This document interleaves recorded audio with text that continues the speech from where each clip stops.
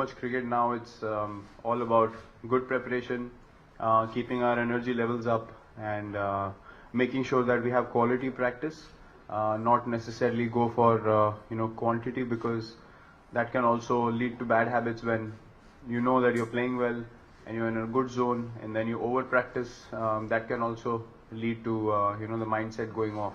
For example, all cricketers play 40 games in a year. Three guys who should get rest, their workloads are to be managed. 11 players play the game, but not everyone would have batted 45 overs in the ODI game, or not everyone would have bowled 30 overs in a test match. But the guys who are doing that regularly are the ones that need to be assessed, because the body takes that much time to recover, and it needs rest as well. So people only look at, everyone has played 40 games. They don't look at the time spent on the crease, the number of runs that have been run in between the wickets, the number of overs they've been bowling in difficult conditions. What were the conditions, what were the temperatures like, have the bodies recovered or not? I don't think people go into that analysis. So from the outside it looks like, why are people asking for rest? Everyone played same number of games, but not everyone has the same kind of workload in every game that you play.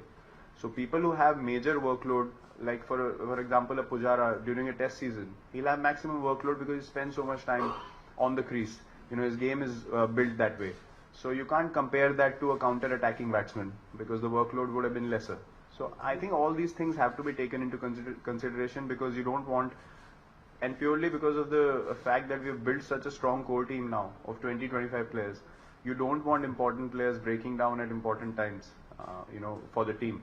And that is where the balance needs to be maintained going forward, because if you have too much cricket going on, especially guys who play all three formats, it's humanly impossible to maintain same intensity and same level of performance, what you do in the earlier phase of the season. So I think those details are very important when managing workload.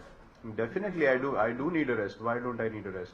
When I think of the time that my body should be rested, I'll ask for it. I mean, why not? I'm not a robot. You can slice my skin and check I bleed. The balance has swung every now and then between two guys doing well and one of them missing out.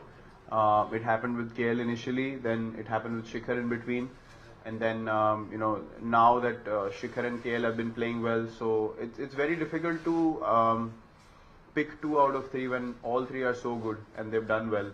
So they all have different skill sets, they all have different strengths, but obviously, as I said, the balance always shifts and one of them has to miss out, and which they do understand, so there's no problems with that.